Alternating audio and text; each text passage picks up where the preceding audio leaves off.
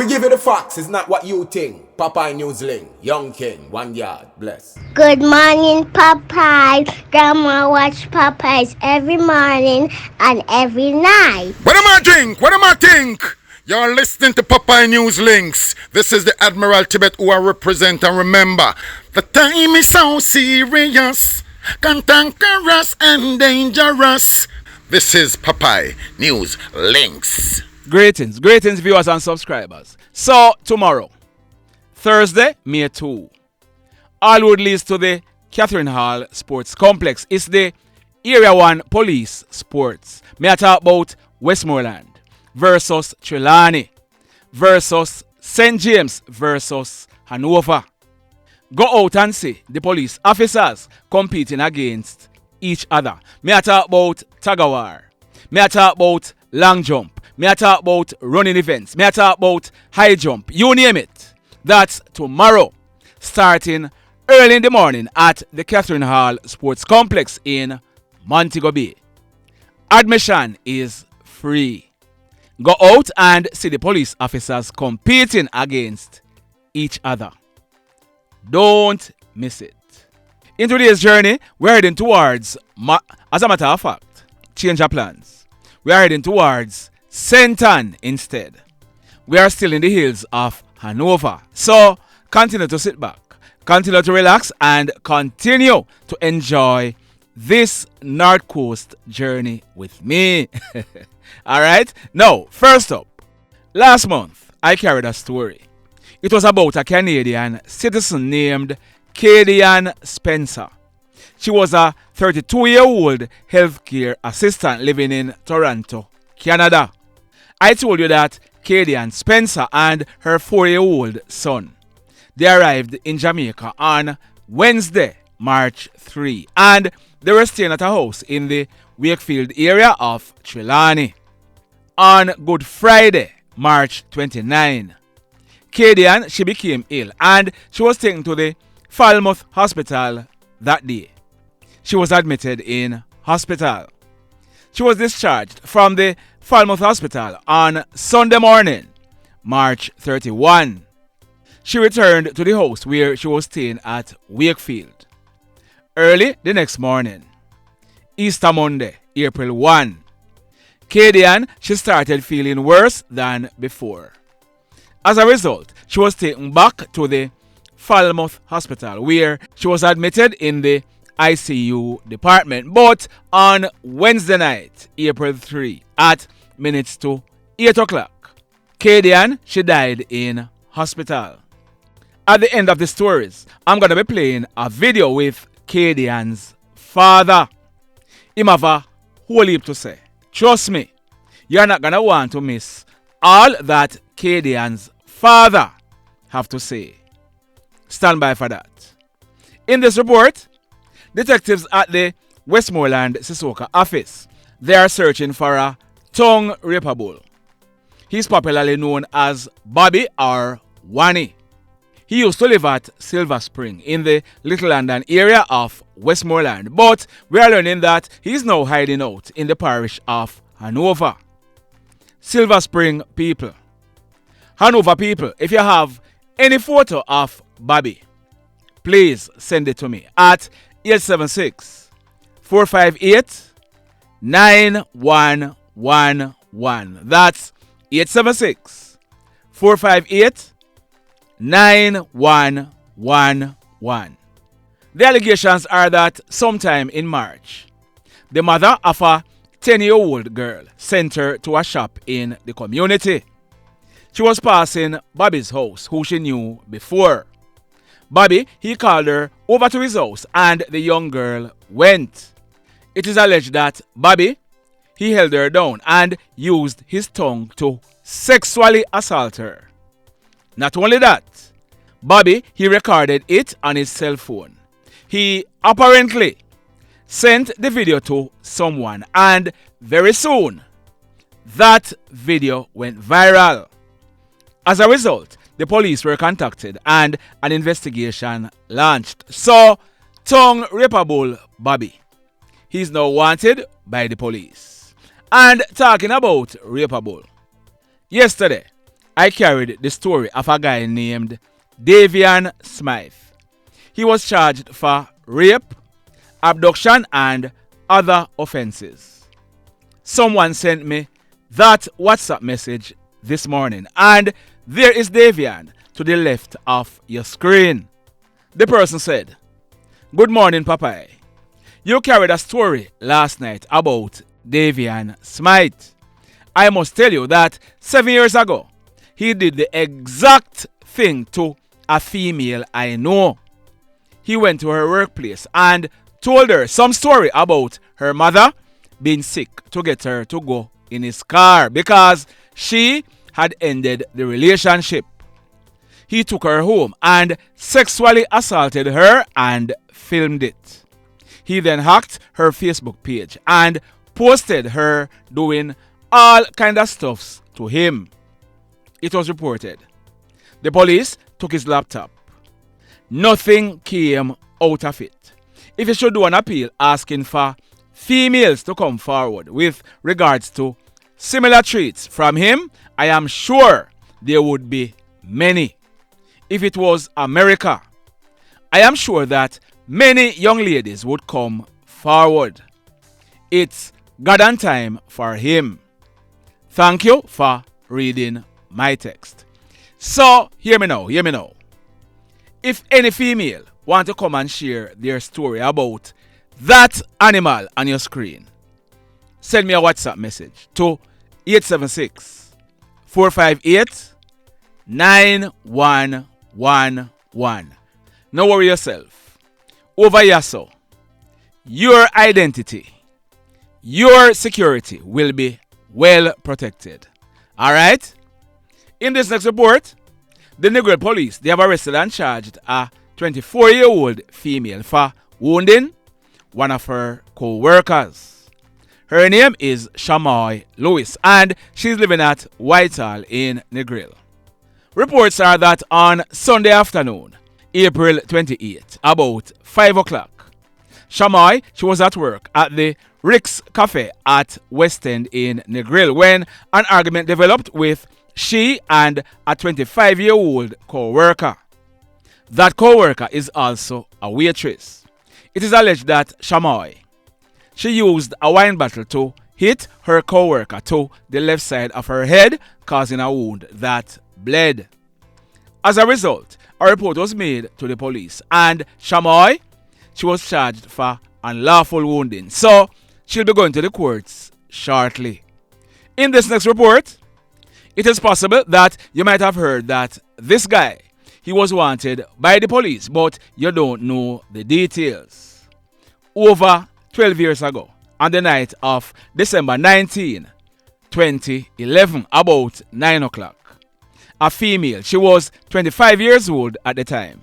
She was attending a wake being held in a community in Hanover. She was there with friends and family members to include an 18-year-old young man. We are learning that the female, she was approached by that guy on your screen. His name is Veron Shearer, but he was popularly known as Vandam. Vandam was 34 years old at the time. We are told that Vandam, he hugged the female and started making sexual advances to her. The female, she resisted his advances, and Vandam told her that him going for his strap and come back. Vandam, he left and returned shortly after. He had one of his hands under his shirt like he was holding a gun. He then demanded that the female and the 18-year-old young man who she was standing beside walked with him up the road. Both of them, in fear of their life, they obeyed, and Vandam, he carried both of them into some bushes. He then ordered the female to lay down on the ground. He gave the 18-year-old young man a condom and instructed him to put it on and do you know what to the female. The 18-year-old young man, he put on the condom and he pretended to do you know what to the female. Vandam, he then put on the condom and he did you know what to her. He then brought them back on the main road and threatened them that if they report it, to anyone, he was gonna kill them. The police, they were informed, and Vandam, who was known by the male and the female, he was listed as most wanted by the Hanover police. Vandam, he eluded the police and he went to New Jersey, where he was living for years at Broxwood Place in Mays Landing. Vandam, he returned to Jamaica over the last Christmas holiday, and on Wednesday night, January 10, earlier this year, about some minutes to 10 o'clock, Vandam, he was at a bar at Cheapside in the parish of St. Elizabeth when a silver motorcar drove up and stopped. Two hoodlums came out of the car and approached the bar. One of the hoodlums, he pulled a gun and opened gunfire, hitting Vandam, killing him on the spot. When the hoodlums were leaving the bar, we are told that the hoodlum with the gun, he opened gunfire at a Toyota Axio that was parked at the front, injuring a guy who was seated in it. So, I know that a lot of questions will be asked, but I honestly don't have the answers. The most obvious question is, how was it? This guy was listed for years as most wanted, and he was able to leave Jamaica and returned without being held. Like I said, I don't know the answer, so I won't assume. So, Vandam, after being wanted for 12 years, he was killed in St. Elizabeth. The mayhem. Now, this one, it took place last night, Tuesday, April 30, about 8:45 o'clock. It took place at Campbellton Road in the Lagood area of Hanover. Our information is that a 37-year-old guy, popularly known as Kadie-Ann, he was walking through some bushes and he was heading home when he was approached by a lone hoodlum with a gun in his hand. The hoodlum, he opened a barrage of gunshots at Kadie-Ann, who managed to run off, making good his escape from the hoodlum. The hoodlum, he also made good his escape.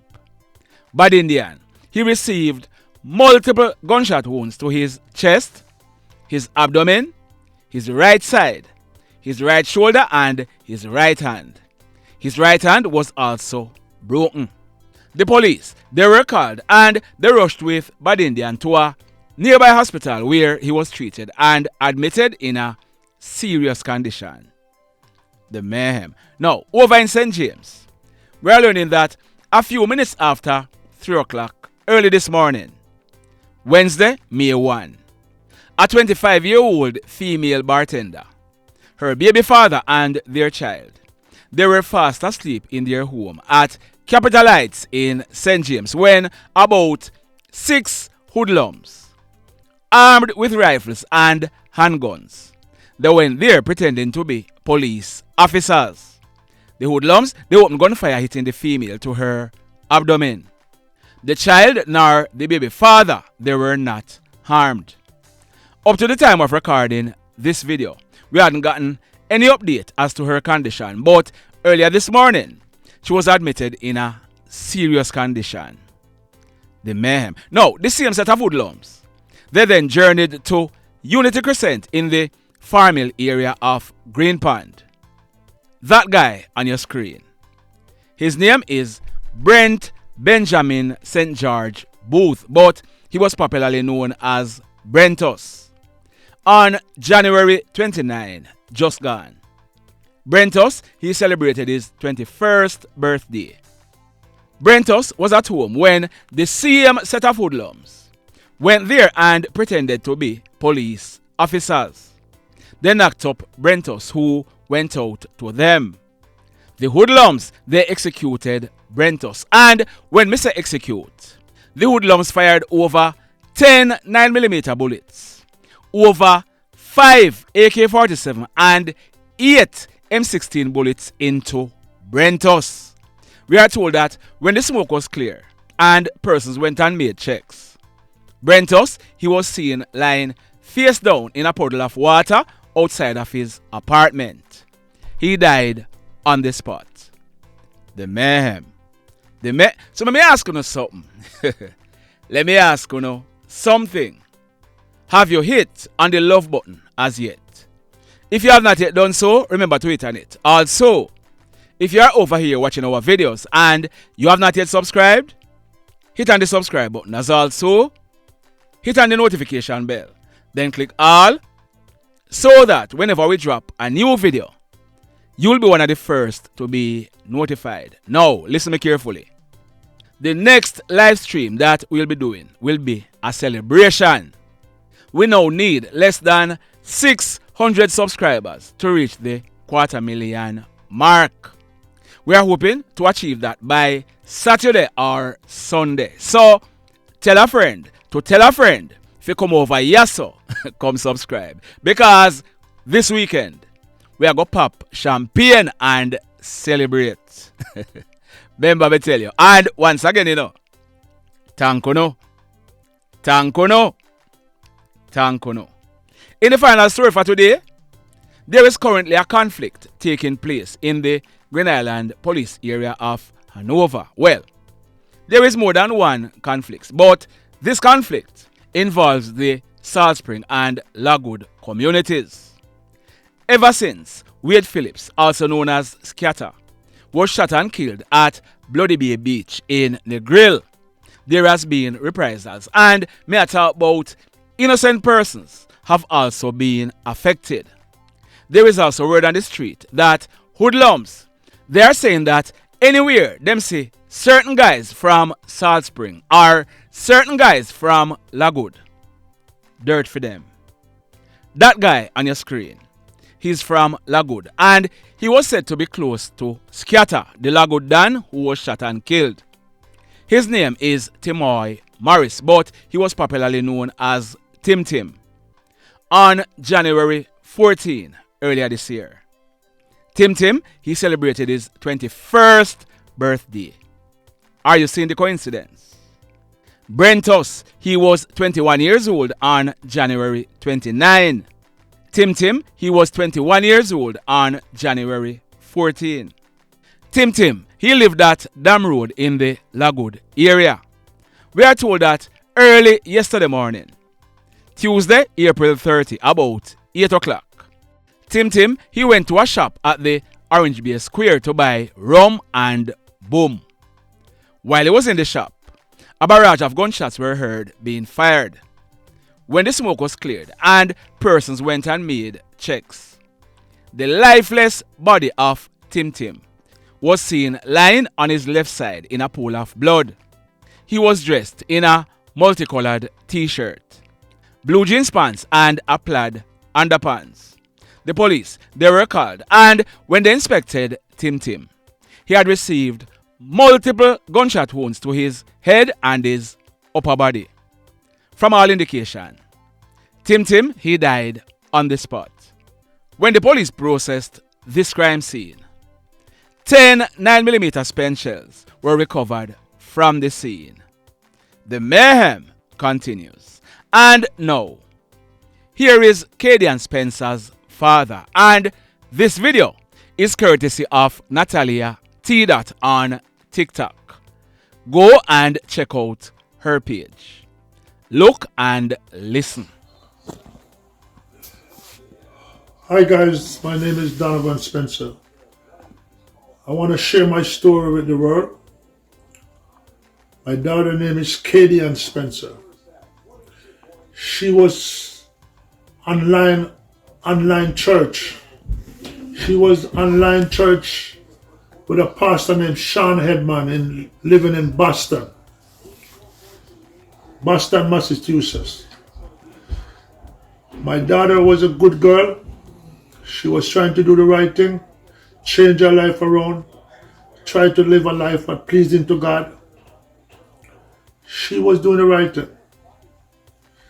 She back and forth from Toronto to Boston, Massachusetts. Then I start to see some changes in my daughter. Sean Headman started to preach to my daughter, Sister Kadie-Ann, your family don't love you. Sister Kadie-Ann, your family don't love you. Every day, he's telling her that in her head. My daughter ended up move out of the family home For 8 months, I don't see my daughter and my grandson. For 8 months, I don't see my daughter and my grandson. I get a call from the Canadian government on the 3rd of April. I get a call from the Canadian government. My daughter is in intensive care in Jamaica. While I'm doing my investigation, I realized that my daughter was in Jamaica from the 27th of March. 27th of March, my daughter was in Jamaica. She went to Jamaica to launch a church opening with Sean Headman and his wife. My daughter takes sick. She was in the care of Sean Headman and his wife. They take her to the hospital on the 30th of March. That was a Sunday, Easter Sunday. Sean Headman and his wife went to Brownstown. They were given a testimony at a church service in Brownstown. Not once they asked for prayer for my daughter. Not once. Not once Sean Headman or his wife mentioned my daughter's name. Remember, she's supposed to be Sister Kadie-Ann. This guy is grooming my daughter for so many months, telling her her family don't love her, she move out of the house. When they take her to the hospital, she was wrapped up in white sheet with bruises all over her body. She was wrapped up in white sheet with bruises all over her body. Remember, guys, Sean Headman's supposed to be a pastor. He was asking my daughter to have a baby for him because his wife cannot have any child. Remember, he was asking my daughter to have a baby for him because his wife cannot have a baby. Okay? This is supposed to be my daughter pastor. What kind of pastor is this guy who is asking one of his church sister to have baby for him? Something is wrong with that picture, guys. Okay? There is two things happening here. Either the wife find out that he was sleeping with my daughter and she poisoned her in food, or they take out the insurance on my daughter. The point what I tried to make, listen to me, guys. Sean Headman was the next of kin on my daughter hospital application. He was the next of kin.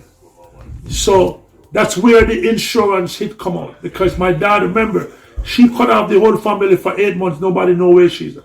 So what they was going to do, they were going to cremate her, take my grandson away, and nobody find out. But because the hospital phoned the Canadian government, that's how we find out that my daughter is in Jamaica.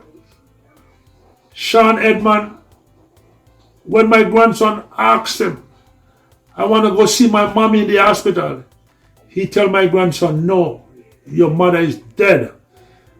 When his mother never died yet. She was still alive. My daughter died on the 3rd of April. Sean Headman phoned my daughter's workplace on the 1st of April and tell her workplace that she's not coming back to work. Think about it, guys. She's not coming back to work. How Sean Headman knows she's not coming back? On the 2nd of April, Sean Headman phoned back her workplace and tell the manager there that my daughter died. when my daughter was still alive in the hospital in Wakesfield, Trelawney. My daughter was there in the hospital. That's where the conspiracy came in now, with the insurance. Sean Edmond murdered my daughter. He and his wife. My daughter is dead. Blessed love, everybody. Tell a friend for tell a friend for tell a friend about Popeye Newslink and PNL Vlog TV. Like, subscribe and share. Quicksilver sing, if we just unite, what a country this will be. If we just unite, Jamaica live in unity. If we just unite, what a country this will be. If we just unite, Jamaica live in unity. Hey, crime it a mash up Jamaica. Criminals them a mash up Jamaica. Jamaicans mash up Jamaica. Oh Jamaica, me sweet Jamaica. Crime it a mash up Jamaica. Criminals them a mash up Jamaica. Jamaicans mash up Jamaica. Oh Jamaica, me sweet Jamaica.